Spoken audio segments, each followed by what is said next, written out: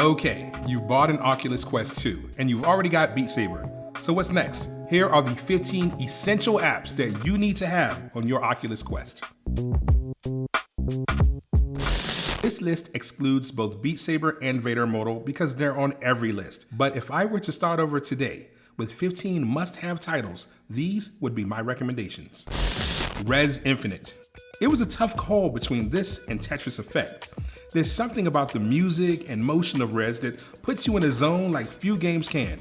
It's an old school arcade shooter covered with a blanket of mellow techno music. It's a combination of synesthesia like nothing else available in VR besides, well, Beat Saber. Star Trek Bridge Crew. Ubisoft and Red Storm no longer support this game, which is a shame. It's so close to being the perfect Star Trek game that I'm not sure it can be duplicated. Step into the role of captain, engineer, helm, or tactical as you play in a coordinated division of labor. Direct your team, steer the starship, micromanage resources, and coordinate with friends as you tackle enemy battleships in bite-sized story campaigns. To be honest, Star Trek Bridge Crew is a game sorely in need of competitive multiplayer, but that's for a sequel. As is, it's the best team-based cooperative experience available on Quest. Thrill of the fight. Somebody punch the person that says you can't get a real workout in VR. There are several boxing games on the Quest, but none go for the realism of Thrill of the Fight.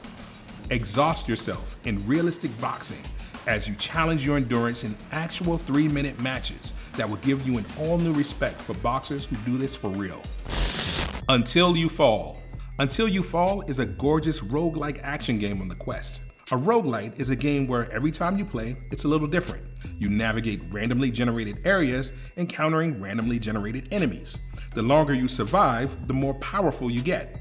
And every time you do a run, you get the opportunity to face more fantastic and outrageous foes. What sets Until You Fall apart is style. Not only does the game have a distinctive neon look that sets it apart from most of the simpler, low-budget games on the platform, but combat makes the most of the capabilities of the headset. Instead of tracking all of your movements, you match the position of an on-screen sword to mimic high, low, and mid-level attacks. Simplifying the combat gives the game an exhilarating rhythm. If you've played Infinity Blade on iOS, yeah, it's that. Real Fishing VR. If fishing in a simulated shoreline seems like a waste of technology, you might be onto something. But after a long day of staring at iPads and phones and computer screens, there's something incredibly relaxing about being able to zone out and enjoy photorealistic environments while simply focusing on catching fish. The interface is super simple. The haptic feedback of the touch controllers on Quest gives a realistic feeling of holding a rod and pulling up that fish tugging on your hook. You can change out bait, collect fish for your aquarium, and listen to music or chill out with a YouTube podcast in any of the environments. There was a recent update that lets you fish with friends, which makes this the perfect hangout and chill experience in VR. Population 1. The joy of Population 1 is that it gives you all the thrills that you'd expect from a player versus player focused multiplayer battle royale shooter like Call of Duty Warzone. But it fully embraces the scale and verticality of environments that you can only appreciate in VR. Population 1 is a team-based 3 versus 3 shooter. Small squads drop to locations anywhere of their choosing on a single map. And the goal, as with any battle royale, is to collect weapons, stay close, and destroy the other teams until you're the last man or team standing. Climb sky-high structures, snipe adversaries from rooftops, and glide down dizzying peaks in environments that keep you thinking in all directions. It's one of the most popular games on the Quest, and with good reason. When you're not in the mood to shoot something, it's a fantastic hangout and goof around game too. Immersed VR. Immersed is made specifically for the Oculus Quest. Utilize giant screens and an online space by bringing in your existing desktop and working without borders or constraints. The appeal is in the freedom. If you don't have enough work area in your real world, Immersed lets you become that guy sitting in the Starbucks sipping coffee by his laptop without care. Incorporating ambient social spaces and a sharp interface, Immersed has become one of the go-to apps for doing actual business in VR. Immersed is still working through some of the kinks with experimental features like keyboard positioning and phone integration, but for the time being, Immersed VR is in a class alone on the Oculus Quest, and it's friendly for Mac users too. Bigscreen VR. On the other side of Immersed is Bigscreen VR. To say that I use this app daily is an understatement. Bigscreen is a movie theater made just for you. It's also a lot more than that. With the developers making huge improvements to the app daily, Bigscreen allows you to rent movies to watch in a virtual theater. You can choose from a number of private experiences and watch rented movies or movies from your own library, by yourself, with friends, or even complete strangers, turning the cinema into a social experience. And that's where Bigscreen VR shines. Blaston. Do you know that game where you're standing on a balance beam with a giant foam tube attempting to knock your buddy down into a sea of giant rainbow-colored balls? Blaston is sort of like that. Two people facing off in a small arena locked into position. Physically move your body left, right, up, and down as you dodge projectiles from randomly generated weapons. After your third shot, your weapon is depleted and it's time for a new one. It's a game of quick reactions and incredible flexibility, but most of all, it's fun. But did I mention that it's also exhausting? Blaston will make you move, and if you're looking for a workout that will bring out that competitive streak, this is a game for those wanting just one more round. It's fantastic, and for $10, it's a great value too. Color Space. Like Real Fishing VR, this game is perfect for decompression. It's a coloring book in VR. Actually, it's a coloring world in VR. The gorgeous illustrated environments are all around you, and with a simple set of tools that allows you to paint to your heart's content, it's a very zen experience. Beauty in VR is what you make it, and Color Space is literally coloring your world. Cookout, a sandwich tale.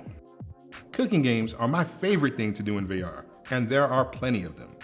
I don't know why I enjoy the micromanagement of following recipes, gathering ingredients, and rushing to fill the stomachs of hungry customers, but in VR, I can't get enough of it. In Cookout, a sandwich tale, not only does the game handle the kitchen aspect wonderfully with a kitchen that allows you to grab everything that you can see, but the pace is frenetic. As the game moves, customer orders get more and more complex. This is why the game shines as a two-player experience. In single player, team up with an AI-controlled chef assistant, or you and a friend can work together to keep up with a kitchen of insanity. The social part of team-based cooking is where it's at, and Cookout, a sandwich tale, does it best. Dash Dash World. Dash Dash World is an unabashed Mario clone, which is fine. It's also one of the best and most polished racers on the Oculus Quest. It's a must-have for anybody looking for a fast-paced, fully featured multiplayer racing experience. You race and battle other players, picking up wacky weapons in pursuit of crossing the finish line first. What Dash gets right is that perfect sense of drifting that you usually find in the best Mario Kart games. While the environments aren't as creative as Nintendo, they're colorful and large and bombastic in all the best ways. Leaning heavily into a comic book aesthetic, Dash Dash World is high energy and a nice change of pace from the endless horror, fitness, or rhythm games that dominate the platform. Dash Dash World currently holds 7 huge tracks with 10 more on the way. While the game wouldn't be my first choice if you suffer from VR motion sickness, if you have the stomach, you won't find a faster or more thrilling game on the Quest. I Expect You to Die. At its core, I Expect You to Die is an escape room. Essentially, it's a puzzle game. It's up to you as a James Bond-like spy with telekinetic powers to figure out how to escape your adversary's fiendish traps. Houdini yourself from a car about to be dropped from an airplane, or escape a room with hidden death traps all around you as you sleuth out which order to execute basic objectives. The situations get more and more preposterous, which adds to the fun. It's the ultimate James Bond fantasy. And according to the Oculus Game Showcase, there's a sequel coming out before the end of the year. Moss. Games with perspectives other than first person don't get enough love in VR. Everything doesn't have to be through the eyes of your protagonist to be effective. And Moss is the best example of a game that shows off how gorgeous a video game landscape can be when viewed from a new camera angle. Moss follows the adventures of a tiny warrior mouse. You, being a godlike observer, controls the mouse by affecting the world around it. Carefully assist the little mouse as he runs and jumps and even fights to protect his fellow mice in a fairy tale world of giants. Plants and insects never looked as menacing or as gorgeous as they do in this very unique VR experience. This is a must-play. The Walking Dead, Saints and Sinners. There is a reason that The Walking Dead, Saints and Sinners is considered one of the best examples of what VR offers. Unlike most of the experiences available on the Quest, Saints and Sinners feels like the type of full game that you would find on traditional consoles. The single-player campaign has a complete story that lasts about 15 hours, but what's most impressive is that the game takes advantage of the full interactive possibilities of the platform. From grabbing and examining your weapon to knifing the shambling undead with disturbing intimacy, The Walking Dead, Saints and Sinners immerses you fully into a world where zombies and savages roam and survival is a question of endurance. The Walking Dead, Saints and Sinners is a miserable and brutal experience in the best possible way. It is undoubtedly one of the best apps available and deserves to be in every Quest collection. I could have made a top 20 or even top 30 list. There are certainly so many games to choose from. In Death, Unchained, Cosmo Dread, The Climb, Space Pirate Trainer. Too many excellent titles to choose from, but these are my personal top 15 deserted island picks that I could not live without on my Quest. But what would you choose? Do you agree with my top 15? If you enjoyed this video and you want more VR content, specifically about the Oculus Quest, let me know in the comments and I will do my best because this is my favorite gaming platform. But in the meantime, tell a friend, subscribe, and hopefully I'll see you soon. Peace.